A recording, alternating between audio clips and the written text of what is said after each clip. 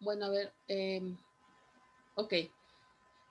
Bien, les decía, ya vamos con ya casi la parte final de esta sesión del día de hoy, ¿no? Acuérdense que estamos con el tema de recolección de datos y específicamente estamos hablando de qué es y cómo se realiza una entrevista. Y bueno, entonces, refiriéndonos precisamente a este punto, vamos ahora a la manera en que se formulan las preguntas. Ya dimos algunos tipos de preguntas, ya dimos algunas recomendaciones, pero aún así, pues hay que atender a varios puntos, ¿no? La primera recomendación que nos dan aquí es que las preguntas deben de ser de lo más general y más fácil de contestar. Acuérdense que estamos con investigación cualitativa, ¿no? Que estamos hablando de que yo quiero conocer cuáles son las características de las personas que estoy investigando. Muchas ocasiones pues vamos a tocar sentimientos, vamos a tocar emociones. Entonces, de esas emociones, de esas situaciones, yo voy a llegar, pero ya hasta después, o sea, de entrada no puedo llegar y preguntar, por ejemplo, alguna cosa, pues, muy íntima, muy personal, ¿no? Y no puede ser mi primera pregunta, ¿cómo te sentiste cuando te dejó tu novio? O sea, no puedo de primera instancia llegar a esa situación. Tal vez sí lo vaya yo a preguntar en un momento determinado de la entrevista, pero primero voy a ir de lo más general y más fácil de contestar, ¿no? Lo que implica, pues, menos, menos sentimientos encontrados, menos emociones fuertes. Luego ya pueden ir las preguntas complejas.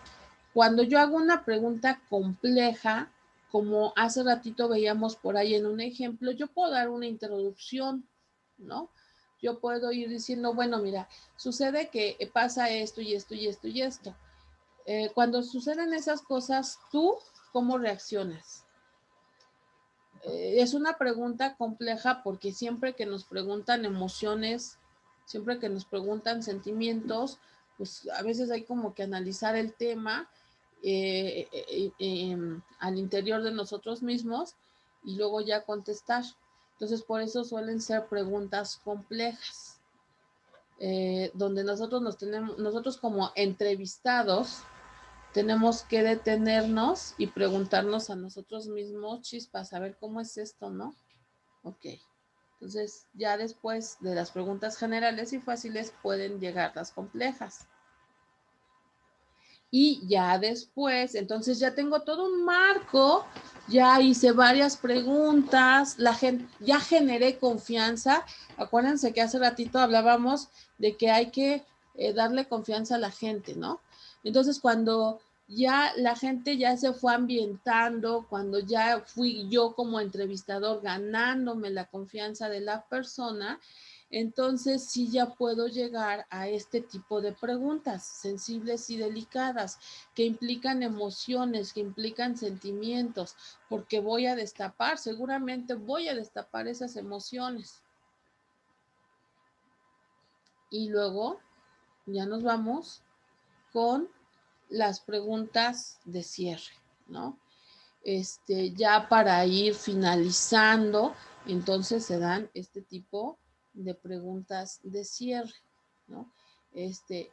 Y bueno, entonces finalmente, ¿cómo solucionaste esa situación? ¿No? Por ejemplo, eh, ahí yo ya estoy empezando a señalar o dejando entrever que la entrevista ya va llegando a su punto final. Por eso son preguntas de cierre.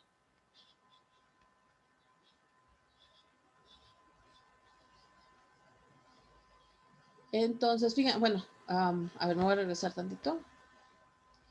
Preguntas generales, preguntas complejas, preguntas sensibles y preguntas de cierre. Entonces, aquí, de alguna forma, ya estoy viendo las partes de la entrevista, ¿no? Cuando voy preguntando, voy iniciando, como la segunda parte, luego la parte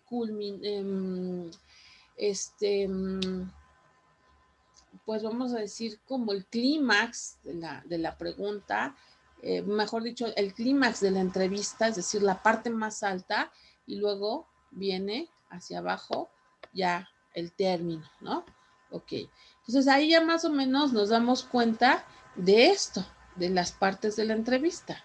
Entonces, las partes de la entrevista, ay, aquí ya no se ve, es preparación. Vamos a ponerle aquí, la primera parte o número 1 sería la preparación. La preparación, como su nombre lo indica, pues es cuando yo empiezo a planear, yo voy identificando quiénes podrían ser mis posibles entrevistados, cuáles son los temas que yo quiero indagar, qué es sobre lo que yo quiero saber, ¿sí? Es esa, entonces, esa primera parte, ¿no? ¿Cuáles son los temas? ¿A qué tipo de personas voy a entrevistar? ¿En dónde puedo entrevistar ese tipo de personas? Vamos a suponer que yo quiero hacer una investigación con respecto a cuáles son las emociones o los sentimientos que les generan, no sé, por ejemplo, a las madres de familia, el saber que sus hijos tienen una enfermedad como, no sé, dislexia. Entonces, bueno, ¿dónde voy a encontrar niños con dislexia? Ahí esa es parte de la planeación, ¿no? Identificar en dónde pueden estar mis sujetos de investigación, cuáles pueden ser las posibles preguntas que yo les voy a hacer. Y una vez que ya está todo planeado, ya contacté a mis sujetos de entrevista, entonces también hay que delimitar en dónde los voy a entrevistar, en alguna oficina, en alguna escuela, si voy a ir a sus respectivas casas, si nos vamos a quedar de ver a lo mejor en un café, en un restaurante, cuáles son los días en que mis entrevistados pueden atenderme, pero también cuáles son los días en que yo puedo irlos a entrevistar. ¿Sí me siguen? Ahí es parte de la preparación. Una vez que ya dijimos, vamos a tener una entrevista el próximo martes 6 de julio, ¿no? A las 4 de la tarde. Ok, a lo mejor una hora antes o 2 horas antes, a las 3 o a las 2, yo les llamo a mis entrevistados y les digo, buenas tardes, fulanito de tal. Soy Beatriz Navarrete. Recuerdan que hoy tenemos una entrevista a las 4 de la tarde en el Talks de Eduardo Molina. ¿Sí le va a ser posible presentarse? No, pues que sí. Bueno, entonces solamente confirmo. Nos vemos ahí a las 4 de la tarde en el Talks de Eduardo Molina, ¿sale? Ya estamos entonces confirmando. Y lógicamente, yo les dije hace ratito, la persona me está regalando su tiempo. Es un tiempo que es valiosísimo para ella. Si ella nada más se quiere acostar, finalmente es un tiempo en el que no se va a acostar y va a estar atendiendo mis preguntas. Entonces hay que responder a esa amabilidad siendo puntuales. Ese es un punto importante. Además, si yo no soy puntual, si yo soy el interesado, a mí es a quien me interesa entrevistar. Entonces, si yo no soy puntual, la persona puede ser que se moleste, se sienta insegura, no sé, puede empezar a generar diferentes tipos de sentimientos que pueden alterar las respuestas que yo le haga en el futuro, o que simplemente, si yo llego tarde, se indigna, se va, con justa medida, con justa razón, se va y ya no me contesta, ¿no? Entonces, hay que ser puntuales. Luego, pues obviamente ponerle atención, ya decía yo, cuando estemos ya en la entrevista, pues seguramente vamos a poder o vamos a necesitar grabar audio, tomar película. Eso también viene en esta parte de la planeación. Identificar que efectivamente cuente yo con un aparato para grabar. Digo, hoy por hoy, pues el celular hace todas esas funciones, pero en el supuesto caso de que llevara yo una cámara, acuérdense, no es cierto, ustedes no les había dicho, siempre que se graba, ya sea audio o también video, o se toman fotografías, hay que solicitarle el permiso al entrevistado, ¿no? Hay que decirle, está bien si grabo, está bien si tomo una fotografía, y si la persona no quiere, pues no podemos hacer otra cosa, no, no se puede hacer. De antemano, y precisamente por eso está en la parte de planeación, hay que señalarle al entrevistado, a la entrevistada, que necesitamos grabar o que necesitamos filmar, y si está de acuerdo. Eh, Habrá ocasiones en que tenemos muchos sujetos de dónde obtener información, pero habrá también ocasiones en que sea muy poquita la población que cuenta con esas características que yo necesito. Y entonces no me puedo dar como el lujo de decirle, bueno, muchas gracias. Entonces no, si no quiere o no está dispuesto a que lo grabe, entonces pues no me sirve. O sea, no, no le puedo decir eso, por supuesto que no. Este, por eso hay que hacer una labor de convencimiento. También por eso hay que generar confianza. Si nosotros generamos confianza en nuestro entrevistado, seguramente después podrá decir, bueno, está bien, sí le autorizo que grabe, ¿no? Pero bueno. Ya también lo dije con anterioridad, cómo me voy a dirigir a la persona, cómo, y ahí no solamente tiene que ver con cómo le voy a hablar, qué tipo de lenguaje voy a utilizar, sino también inclusive el tipo de ropa que yo utilice, ¿eh? O sea, también eso es bien importante.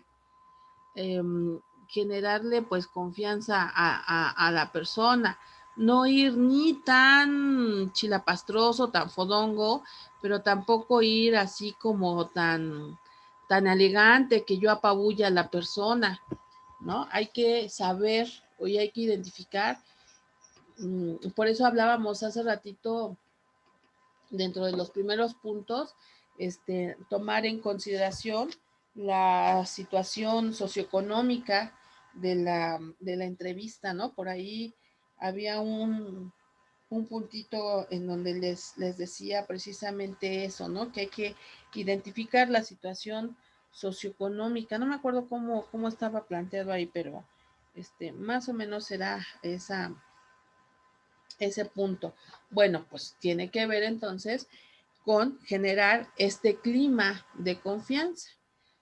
Si yo me voy a entrevistar con el director general y voy con mis peores fachas, pues va a decir, bueno, ¿y esta qué, no? ¿Cómo es?